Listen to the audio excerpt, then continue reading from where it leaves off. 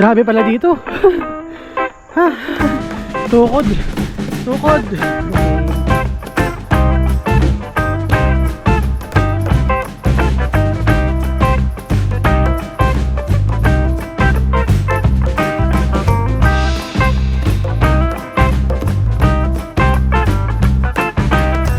Good morning mga master. Welcome to another episode. Short ride lang muna tayo today. And yung route ako ngayon ay sa ES Campsite. Dito lang to sa amin sa Montalban. Bala ko sana mag-Mount Parawagan Summit. Pero may nambudol sa akin eh. Kaya tara, samahan nyo kami sa ride na to. Let's go! Paterd, si Kuya Charlie! Shower out! Summit ka rin? Akasya lang. Marami tayong kasabay ngayon, mga regular na umaahon dito sa Mount Parawagan. Pero kapag ganitong weekend, marami ka talaga makakasabay. May mga dayo, and meron din naman mga taga Montalban lang din. Ay, nabutan ako! May ano? Happy birthday, Nin! Happy birthday! Uy! Ito pala yung mga lagi kong kasama dito sa Montalban. Mga tropang STR. Mga ayaw lumabas ng Montalban niya mga yan. Kaya hindi ko nakakasama sa mga long rides. Kung lumabas man, minsanan lang talaga.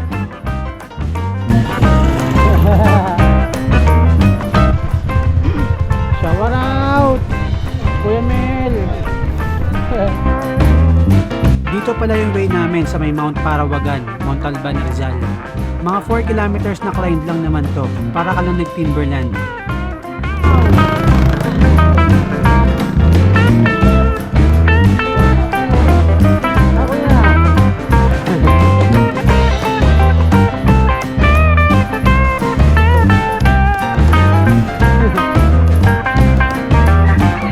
Banabanayad lang naman yung mga ahon dito. Nagre-range lang siya ng 5 to 7% gradient.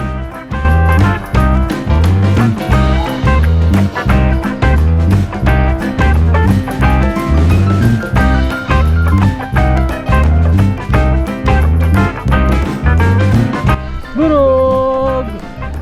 Dito! Burog! Burog! Kapag andito na kayo sa recovery na to, ang next na ahon na ay yung paakyat ng Acacia. Yun yung tambayan ng mga siklista dito, and yun din yung halfway point ng Mount Parawagan. Ito na mismo yung Acacia Junction. Dito talaga yung tambayan at kapihan ng mga siklista dito. And dito rin talaga ako nag-iensayo para may lakas pang long ride.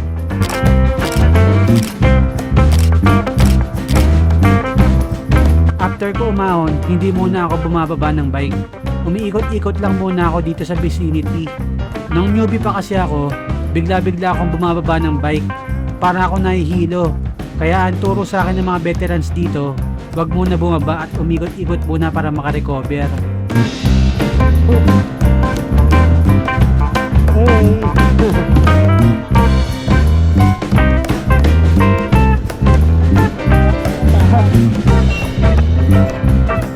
Solid din talaga yung community dito sa Montalban.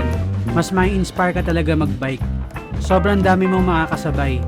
To be honest, sobrang laking tulong ng community na to sa weight loss journey ko. Dito pala ako nag 100 day uphill challenge. Araw-araw talaga ako umaahon dito up till now. 110 kg ako dati, naging 81 kg na lang ngayon.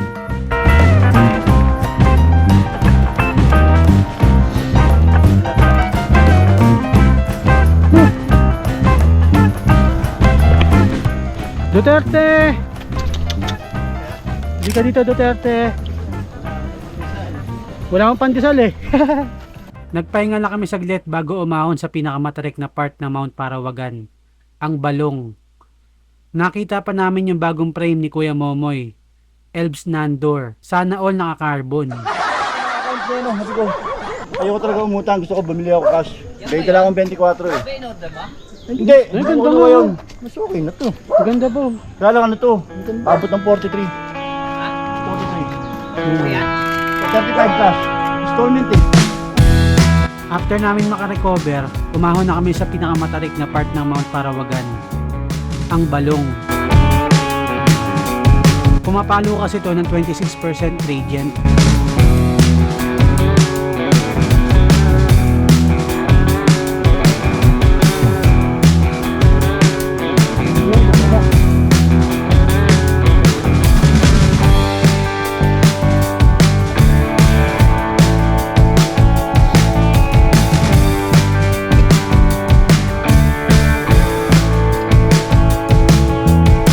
Dito na yung pinakadulong part ng Balong climb. And nasa may left side yung aahonin natin mamaya papuntang ES campsite. Pero magpapahinga muna tayo syempre.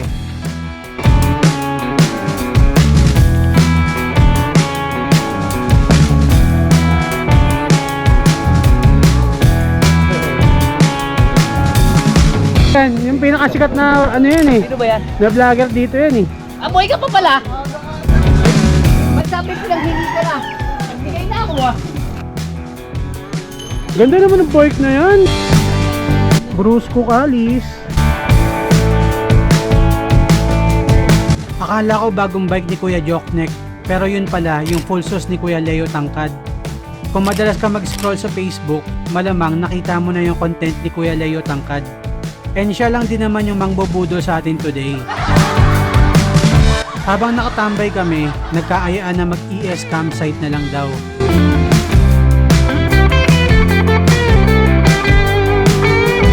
And hindi ko pa rin kasi napupuntahan yun kahit matagal na ako sa Montalban.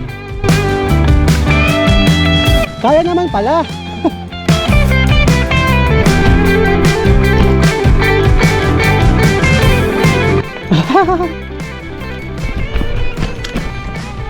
Oh, huwag ka mahuhulog! Huwag ka mahuhulog! Walang nga! Nahulog na nga!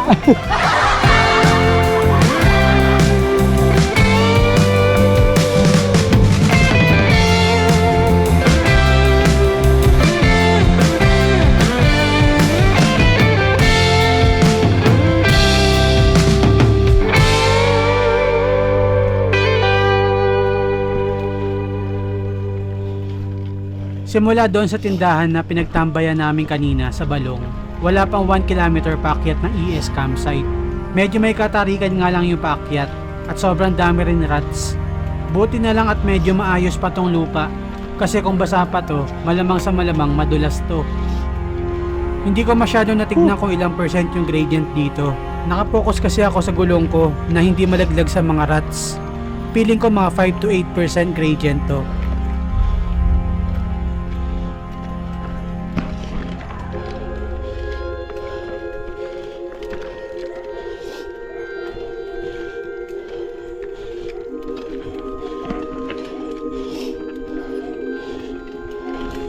Aray ko. Walang yan.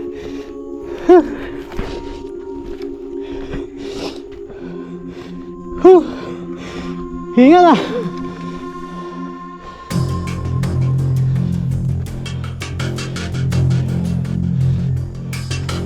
Walang nga, pakanan pa yun ah.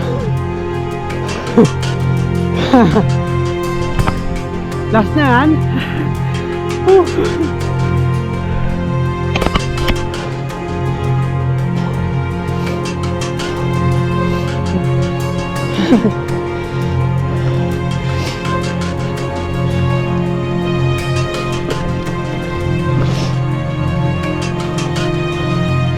Tulak ko konti.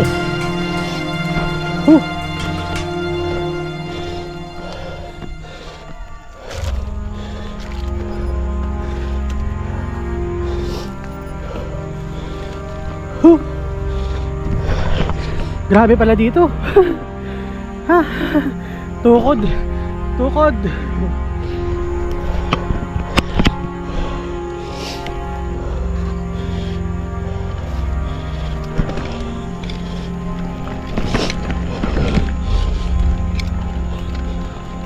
Ha.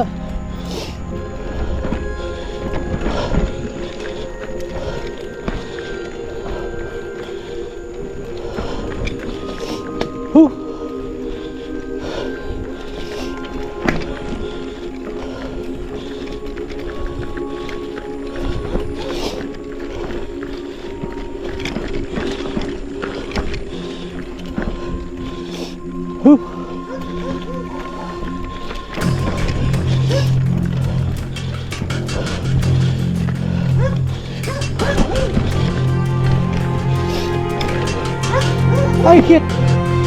Di pa ako maabot. Ito na eh. Ha. Hirap. Ha. Akay. Ha. Huh.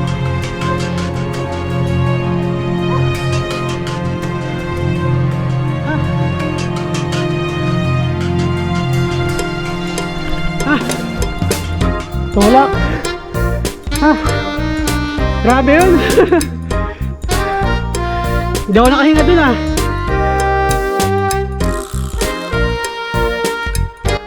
At ayun na nga mga master, welcome dito sa ES campsite. After 800 meters mula Balong, nakarating na rin kami dito. And maraming salamat nga pala kay Kuya Leo Tangkad sa pagbudol sa amin dito. Grabe, ganda dito. Nabudol ako ni Kuya Leo. Ayaw mong masiro, ayan. Bawal masiro. Hindi ka siguro ngayon. Merong artista. Ito. Naka-video ka. Tadyakan mo yan. Baliktad nga, no? Pag naka-video, dapat lumalakas ah. Bakit baliktad to?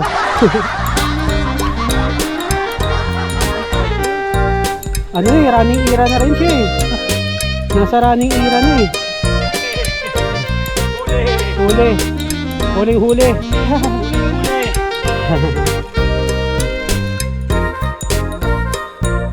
Solid din yung naging ride experience namin dito sa ES campsite. Sobrang rewarding ng view. Kung gusto nyo ng ride na may challenge at reward sa view, highly recommended itong ruta na to. Maganda tong side trip bago kayo umahon ng Mount Parawagan. And sobrang lapit lang din naman ng Mount Alban sa Manila. Yun o. Hey!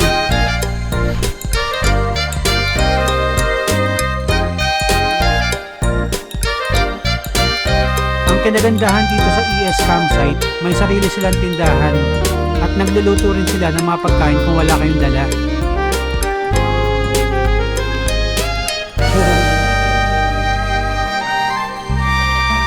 After namin mag-almusal at tamang kwentuhan, nag-ride out na rin kami kaagad.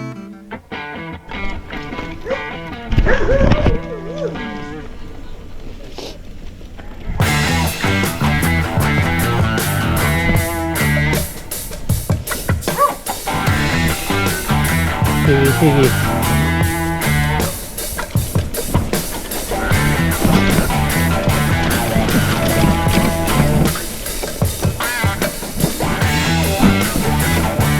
Walang iya. Mukhang mabilis to ah.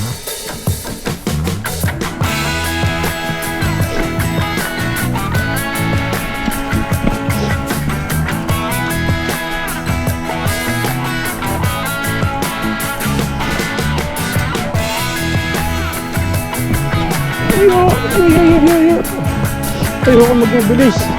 Baka tumila po na lang ako bigla dito.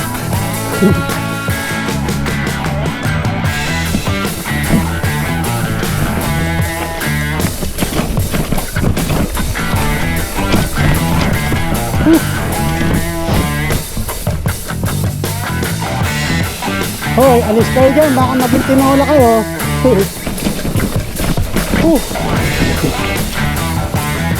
Ha? Bilis ni Kuya Leo. Asa na yun? Yun o. Basic.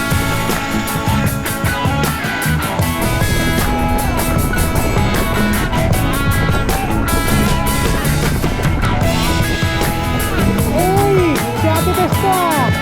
Morning! Dami mo na! Sorry po!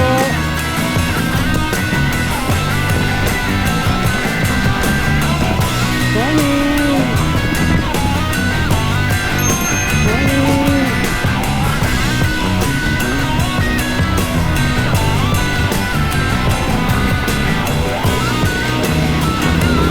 Bilis mo kayo nila!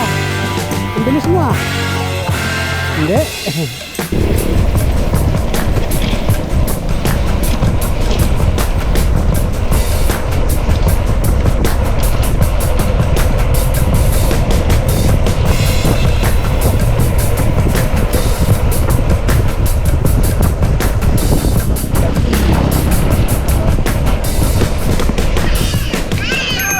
what up? Hindi ah. Nag-ES Summit. ES Summit. Oy, kay John. Long time no see. Oo nga eh. 5:30 ako naka-ano. Yun o. Pemonching. Isang taon pa. Pepe. Yeah. Yeah. Wani. Ano yan? Ay, ayaw ako. Din, kalamansi. Din, kalamansi. O, dito din naman. Tama na!